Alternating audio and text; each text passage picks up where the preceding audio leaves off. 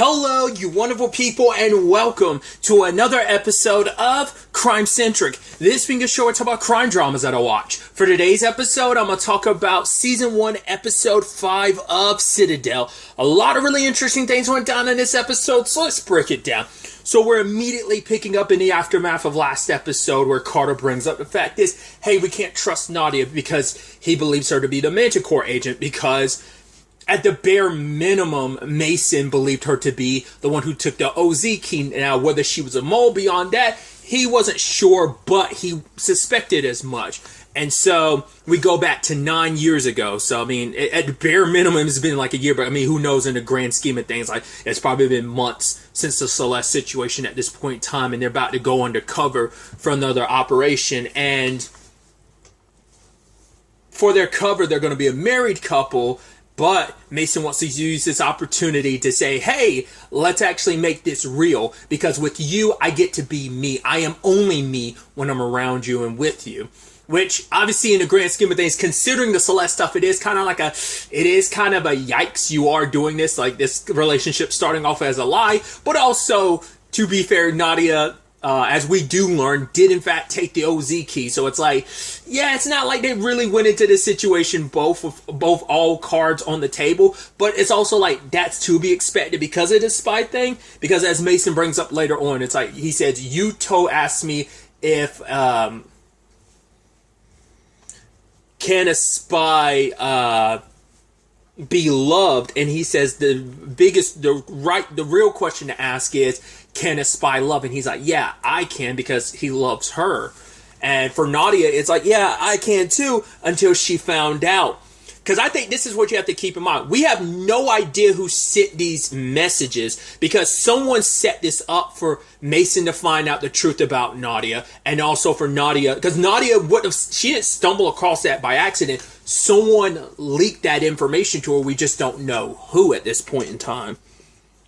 But now, the number one suspect in my eyes now with all of this, like jumping ahead a little bit, it feels like it might be Grace. Because she's the one, granted, we don't know if she's dead or not because there's so many Citadel agents that are gone. She had her reservations about Mason handling Celeste's situation the way it was, but it's like, she could have been playing both sides. She could easily be the mole. I don't think it's going to end up being Mason, but maybe it could be. I mean, obviously, it'd make you the perfect double agent because you literally don't remember the fact is that you were a double agent. That's what benefits you in that regard. So we'll kind of break that down more and more as we progress throughout the episode. But Nadia got the message about Bernard being the one that took Celeste's memory, backstopped her, and so she confronts Bernard. And Bernard doesn't say anything, but his lack of an answer and his avoidance to immediately give an answer is all she needed, because it's like, did Mason know? And so she gives Mason the opportunity to be like, okay, Bernard backstopped Celeste. Did you know? He's like, no. And it's like, you had the opportunity to come clean in that moment, but it's like, all right, well, fine. Now all the cards are on the table, because she's like, I know you did it. Like, why'd you do it? It's like, I did it because I was trying to protect you. And she's like, what? It's like, I know you took the OZ key. And it's like, what did you do with it? Did you sell it to someone? Because he honestly was like, I didn't want to know the truth. All I wanted to do was protect you because I love you. And I didn't want to know the truth because I don't know what I would have done if I did. So he had this plausible deniability to some extent, but also like he could rationalize it in his head. As long as I don't know what you actually did, I don't have to act upon it. I can think, I can suspect, and I can somewhat know, but as long as I don't know the exact details, then I'm able to just be as aloof about it as I can. I mean, it makes you wonder, is that why? I mean, that complicates the whole you popping the question thing too. Is that just because, I mean, you do love her, but is that trying even harder to bury a lot of your suspicions, a lot of your doubts? Because he kept watch over her after the Celeste situation, just trying to get a better understanding of whether or not, because for him, it's like he thought he knew her, but even then it's like, I only know you to the extent that you allow me to know you, because for him, it's like, I became a spy because my dad died and my mom left me. And I felt like I wasn't seen by anyone, like no one noticed me. And that's what made me the perfect spy, because I was someone unseen. But you had a mom, you had a dad, you had a life, and you were seen. You became a spy because you didn't want anyone to see, which makes their relationships and who they are such polar opposites from each other, but opposites do attract. And it's like, because arguably they see something in each other, because with Nadia, for the first time in his life, Mason felt seen.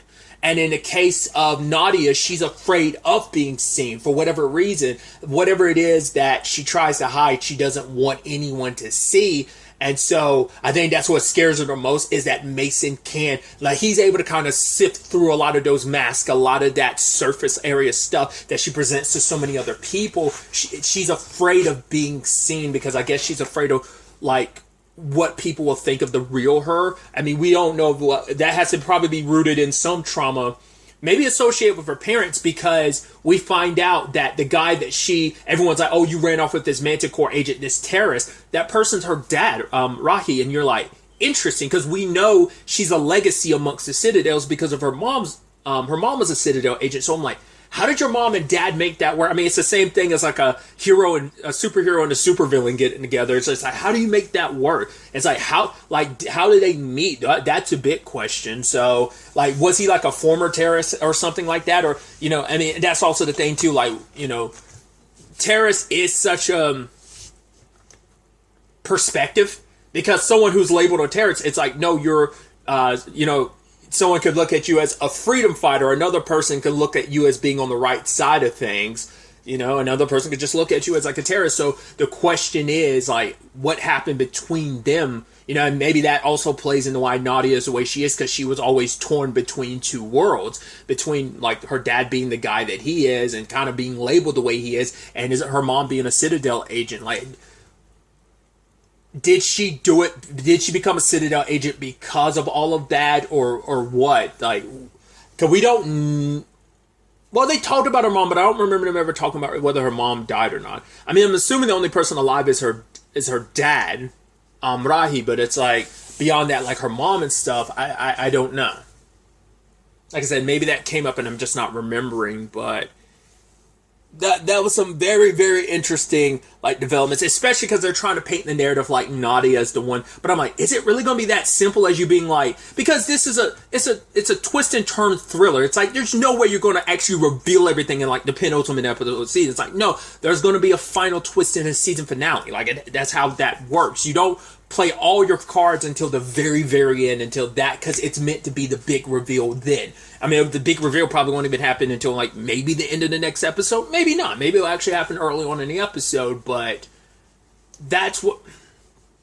Like, but the fact is they were leaning into it too much because of the whole Mason and her fallout, because he loves her and she can love too, but she can't love Mason, because it isn't just about the Celeste of it all. It plays a massive role, because it's like, if you really loved me, you would have just asked me about the OZ kids. Because yes, I took it. I didn't sell it to anyone because I destroyed it. No one, not even Citadel, needed to have that. We couldn't let that much power fall into anyone's hands. So that was her justification. And it's like, you know, it's like, especially because Mason is probably like a lot more intertwined, because of her background, she has so many different perspectives because of her dad, because of her mom. It broadened her worldview, where it's like for Mason, Citadel's, you know, especially for Citadel agents, their eyes were always so blind to a lot of stuff, as Dahlia puts it. So maybe like for Mason and someone like Bernard, they are so intertwined with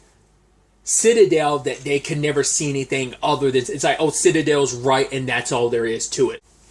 So for them, it's not like you could convince them otherwise about, no, Citadel's the only one that can be trusted with like the OZ key and stuff like that. So maybe that kind of played a role, because why would she, I mean, once again, this just depends on how long you've been a part of Citadel, and the fact is that Nadia probably never had a full trust in Citadel. She had some trust, she had some of her allegiances tied to them, but maybe once again, that plays into the different masks that Nadia wears, never letting anyone get too close, never letting anyone see. Maybe that all kind of plays a role in that, so... But yeah, there's something that came up, and we got the full context of the conversation she had with Rahi about, hey, when it's all said and done, Mason can never know. And he's like, really, like, that's where I was like, that's what made that conversation interesting. Now with the context, because you're like, because at first you're like, when that conversation first happens, you're like, wait, why is that specifically like Mason can never know? Like this, you're burning the entire bridge with Citadel at that point when you're kind of supposed to believe that. So I'm like, why would that line of dialogue be phrased specifically like that? Now we find out later on, she left because she had a daughter. Like, she couldn't be around all of this. Like, the one person that's supposed to be by her side, that she's supposed to trust, that claims to love her, that basically proposed to her, we find out it's like, hey, you're not who I thought you were. You did something so despicable to someone that I cared about. And you could sit there and lie to my face about it rather than just talking to me about anything. Like, I would have given you the right answer, but I mean, I would have given you the truth. Maybe Nadia would have, because it is Mason, because she did trust him, because it's like, right, we can trust each other, right? It's like, yeah, but you didn't trust me enough to fill me in initially, but arguably it could be because, like, yeah, because you are so tied to Citadel, you probably would never be okay with me. I mean, even him being like, yo, like, you stealing the Oziki, he's like, if I knew the truth, I don't know what I would have done to you. That kind of would prove her point of, like, it's probably a good thing I didn't tell you in the first place. So it's harder. That's why I'm like, I don't fully know what she would have done if Mason had confronted her. I mean, she kind of is honest with him now, but it's just like well after the fact, so. And that ends up being the thing of like, yeah, like Carter's up there chastising her and Mason wants to get to the bottom of it. But for her, it's like, he might not remember what you did, but you sure as hell do, Carter. And I remember what you did, backstopping Celeste. But when it's all said and done, you know, the reveal of why I went off the grid for a year is because I was pregnant. And Mason's like, wait, I have another daughter out there. And it's like, yeah, she's as old as Hendrix at this point in time, basically, if not like a tiny bit older. It's like, wow, that's interesting. And it complicates things so much because Nadia still doesn't know that, because she hasn't met Abby, so she doesn't know that Abby is Celeste. So it is kind of messed up of, hey, Mason backstopped her, so she eventually became Abby. He ended up becoming backstopped and ended up becoming Kyle, and now they had a child together, but oops, you already had a child with Nadia. Then there's also the fact is you did this to like a really good friend of hers, so it's a complicated mess, and if Abby finds out the truth, that's going to really put a strain on your relationship. But then Abby becomes a big question mark, too, with the context of everything, because I'm going to be jumping around a little bit, so do follow me on this. I mean, it's not like, but I'm just like jumping all over the place is what I'm saying. Let's take that conversation Dahlia had with Bernard really quickly. What did she say? Someone betrayed Citadel because they were hurt and, you know, saw Citadel for what they were, like they were felt betrayed, they felt hurt. So at that time you're kind of like, oh, it feels like it's got to be Nadia then. Well, now we have the context of, well, Nadia had a daughter she was trying to protect, so it's not her. Could still be Mason, but I don't see that being the case, especially considering his daughter is being used as... But to be fair, at the time he didn't know he had a daughter, so he could have still betrayed Citadel for other reasons other than that, and now his daughter with Asha, which now we have the context for, because that's the biggest question mark too, that like in episode 2 we saw like Valencia and Asha, and you're like, what is that even all about? Which she never went to Valencia, right? Yeah, because she was like, yeah, I haven't seen my daughter since she was 6 months old. So yeah, she probably ignored all that because it meant nothing to her. Because I was wondering, like, I guess in my head I was thinking like she went to Valencia and was trying to track that, but it's like, no, that's why that was so important to her before she got backstopped, because she was trying to remember, you have to remember your daughter. That's also why she was like, wait, Bernard, don't do it. She had extra reason not to have her memories wiped, because she'd forget about her daughter, you know? But circling back to what I was saying, Dahlia's point being what it is, and so obviously the way she's saying it is obviously not Bernard. So that leaves two suspects in my head. One, like I brought up earlier, it's Grace. The thing is, we haven't spent enough time with Grace for me to feel like you would earn that reveal. But to be fair, maybe it's because she was the one in command, so she got to see a lot more of the ugliness of what Citadel had done. Maybe that's it. That's all I could... Or maybe like she has a secret connection that maybe like Citadel like hurt her in some shape or form like it did Dahlia. Like, who knows? So there's that element to it. But the one that really came to mind isn't even Grace. Like, she's a potential. My number one suspect might actually be Abby or Celeste. The thing, because at first I was like, could she have been faking it the entire time? But I'm like, then why are her and Mason together for like 8 years? You'd have to be playing the long game. So part of me wonders, could it be that Celeste got her memories back? Because maybe her memories weren't destroyed like Mason wanted them to be. Like, maybe even Bernard was like, I'm going to keep them in reserve. And maybe they actually were somewhere. And so maybe Manticore got to her first after finding out who she really was. And it's like, yo, boom, you've got your memories back. Citadel did this to you. Oh, the guy you're married to, Kyle, his real name is Mason. He's the one that did this to you. So, because she could easily, just as easily, be doing exactly what Mason taught her to do when it came to undercover work. It's like, you gotta, like, believe the lie. Like, that lie has to become truth for you, because that's how you create such a good lie, is you tell the truth. It becomes true to you. So she probably found stuff, because we haven't really dived into it too much, especially in Nadia's case of, well, you've got to have both memories. Those 8 years of the new identity you have, plus your entire life, her entire life as Nadia. So maybe that's the same thing of like, Abby has all her memories as Abby, but you put that in conjunction with all her memories as Celeste, and you know, her and Kyle have a child together, so maybe that kind of makes it a little easier. But that's why she feels like the obvious choice. But that's why she's kind of my number one suspect. But I don't know. I could be completely wrong, but that feels like that could be the case. The big question be, if that is the case, when did she get her memories back? Was it like super recently? Or what? Once again, who's the person that sent Mason the message about Nadia, and who's the person that sent Nadia the message about Celeste? So that's what also puts it back in Grace's corner. So maybe she could even use the Celeste thing to her advantage if she hasn't already. I don't know what to fully make of that. I'm really curious to see what ends up happening on that front, like that reveal. But either way, it is interesting to know that she was mad at Mason and believed that Mason had no right to know that he had a daughter with her. But the mission that they went on in Italy was going to be her opportunity to do that. That actually begs the question too, what did Mason lie about then? If he said, like, I lied to you, and it's like, well, at that point she already knew about Celeste, so what could he have been lying about? Well, we know now Nadia was lying. It's like, I lied to you, and it was like, and you know, lies are still, you're not telling someone something is still like a lie of omission. So, hey, I didn't tell you you had a daughter. That's like the main reason why I was kind of leaving. But what did Mason lie about then? If it was, if like I said, could still be the Manticore thing. I don't think it is, but it still could always be a possibility. Once again, he could have betrayed Citadel and not, because he didn't at the time know about his daughter. So that could have been the case, but we'll have to wait and see.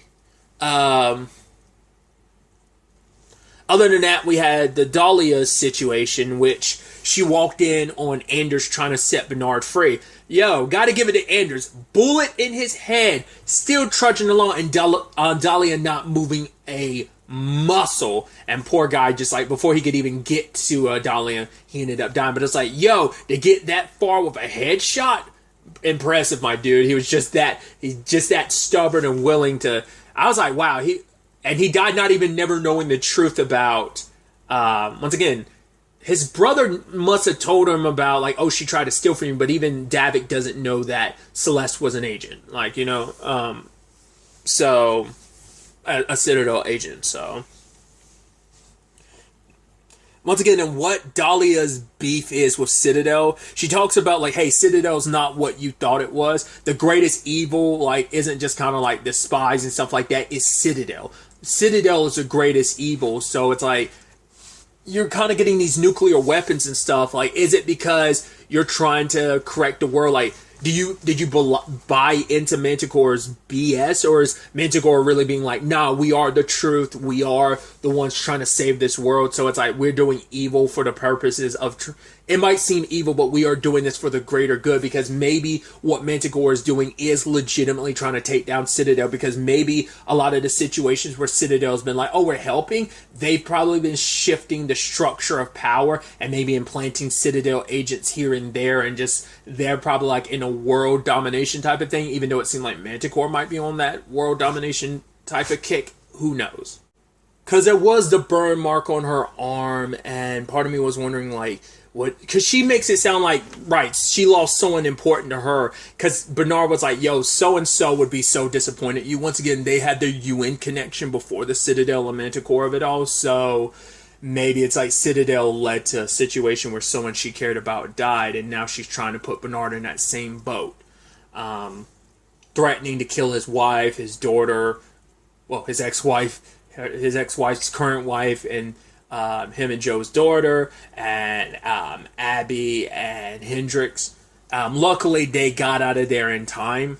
But to be fair, like, I don't think they ever, like, hit the place, did they? Well, they were backing away, but then they were like, no, we're actually going to go back because we got to clean up the whole situation. So Dahlia, like, smiles because she's, like, ready to make them suffer in particular. And we also see her meet up with one of the people from one of the families, and it's like, cool, you're in our good graces, you've done well to, like, basically put yourself in a good enough position with us, which Dahlia is like, yeah, I'm happy to be in that situation. So once again, I do like the framing device of she is kind of seen as our main antagonist. I mean, she's kind of like been the face of Manticore, even though, like, once again, she's kind of honestly middle management because she answers to the, like, families of Manticore. So I think it's just so interesting. That's why I'm almost like, is she going to kind of perform a coup where it's like, oh, it's not just Citadel she's going to take down? Does she plan on taking down the 5 families because they are corrupt? And she's like, right, I'm going to do good in this world, but that means taking down not only Citadel, the moment I have access to it, maybe she plans on actually, with the nukes that she's getting, maybe she's planning on destroying the 5 families in some shape or form. Isn't it 5 families? I think so. The families of Manticore. I don't know what her full end goal is, but we do know that she contacts Mason at the end of the episode because they intercepted Nadia's talk with her dad about, you know, it's like, oh, Valencia's been compromised. Sadly, they weren't able to get out of there, and Manticore was able to find them and in fact took Asha. And so it's like, cool, Mason's the only one who has, like, his fingerprints are the only, like, they are the access key code that they need to access the nukes, and it's on, like, a Russian sub or something like that, and he's the only one that can do it. And it's like, cool, you give us your fingerprints because we need you, and if you don't, it'll be in exchange for your daughter. So it's definitely going to be interesting to see where all of this ends up taking us. Once again, the next episode is the season finale, so it's going to be interesting to see how this all wraps up and where does this end up. Once again, we have to get the reveal on who the actual mole is, and once again, find out what their motivation for, like, what triggered their betrayal of Citadel. Once again, Celeste has all the motive in the world, because once again, Mason did what he did, yeah, but it's also like Grace and Carter, you know, their representation of Citadel itself. Like, we don't know if, like, High Command, like, ever really, maybe High Command found out about it and just still never did anything about it. So it's like, right, I was loyal to you and I did nothing wrong, and I had my memories and my life taken from me. So I could easily see Abby / Celeste being the one to do it. But like I said, can't count out Grace. I just want to know what her motivations could be. I mean, once again, that could play a role, but it's probably like a lot of extenuating circumstances. I don't know. We'll ultimately have to wait and see. But really, that's all I wanted to talk about. Till the next time we meet, be happy, be safe, live life to the fullest, and enjoy it. Good day, and goodbye.